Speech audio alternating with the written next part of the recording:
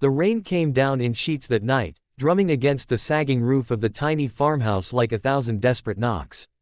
Inside, the flickering light of a single lantern cast trembling shadows across the worn floorboards. Sarah Hayes stood by the window, clutching her baby boy close, whispering softly to soothe his cries. Her eyes, red from exhaustion and grief, lifted when she heard the sound of approaching hooves through the storm. For a moment, she froze. No one ever came out this far, not since her husband died last winter in a logging accident. The world had turned its back on her, and she had learned to live quietly, surviving off scraps, selling eggs and sewing clothes for a few coins. Then came the knock. 3 firm raps on the door. Sarah's heart pounded. She wrapped her shawl tighter and opened it just enough to see the figure outside, a tall man in a drenched coat, hat dripping rain, his horse trembling behind him. His voice was deep, calm, and warm despite the storm. "Ma'am, I'm sorry to trouble you. My horse threw a shoe down the road. Could I take shelter for the night?"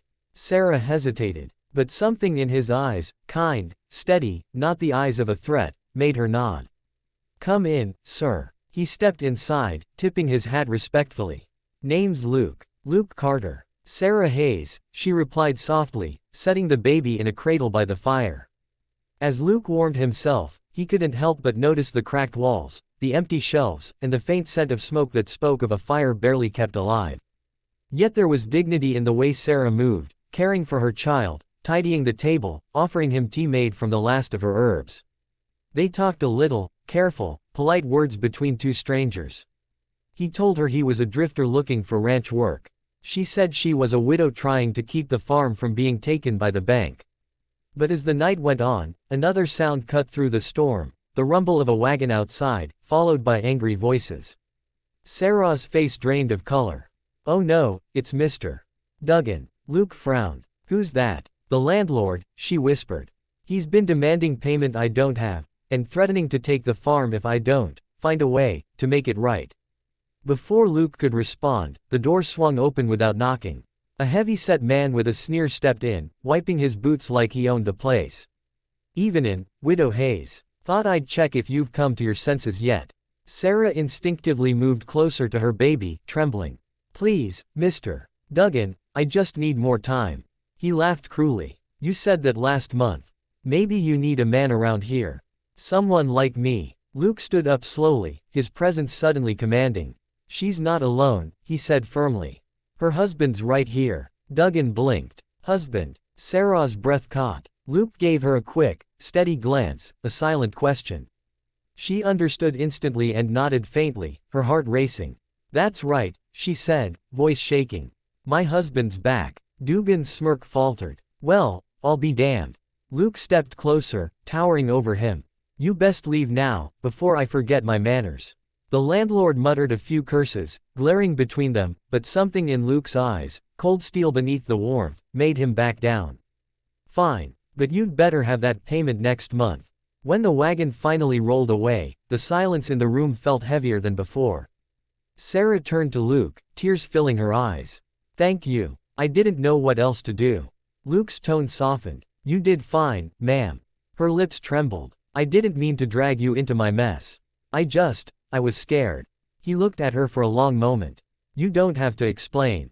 Sometimes a man's just in the right place when he's needed." As the storm quieted, they sat by the fire.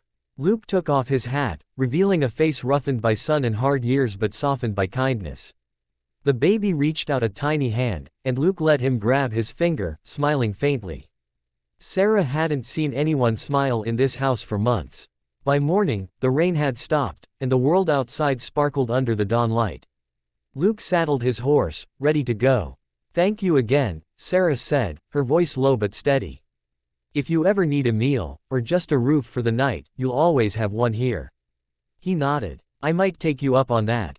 But before he left, he slipped something small onto the table, a folded piece of paper. When Sarah opened it later, she gasped.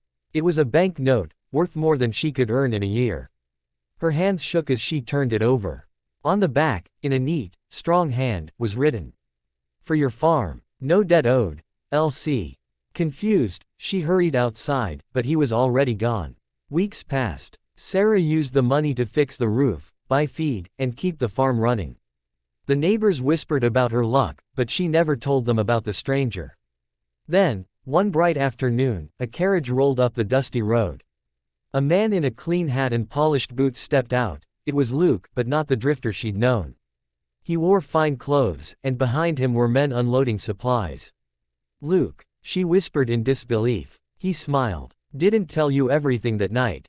I own the Carter Ranch, few miles south of here.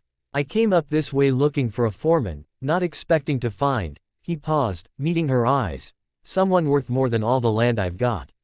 Sarah's heart thudded. Why would a man like you help someone like me? He took a slow breath. "Because I was raised poor myself. I know what it means to fight for a piece of land, to lose sleep over a child's next meal. And because that night, you showed me something money can't buy, bravery and heart." She blinked back tears. "I don't know what to say." "Say you'll let me help you for real this time," he said softly. "Not as a stranger, but as the man who wants to stand by you. If you'll have me." The wind stirred the wildflowers around them. Sarah looked down at her son, then back up at Luke, the man who had pretended to be her husband once and somehow became exactly that in her heart. A smile broke through her tears. "Yes, Luke, I'd like that very much." He reached for her hand, and for the first time in years, the little farmhouse felt like a home again, filled not with fear or emptiness but hope. Message. Sometimes, the people who enter our lives by chance are the very ones sent to heal the places we've forgotten to believe in. Love doesn't always come dressed in riches, it often walks in during a storm, offering nothing but kindness and courage.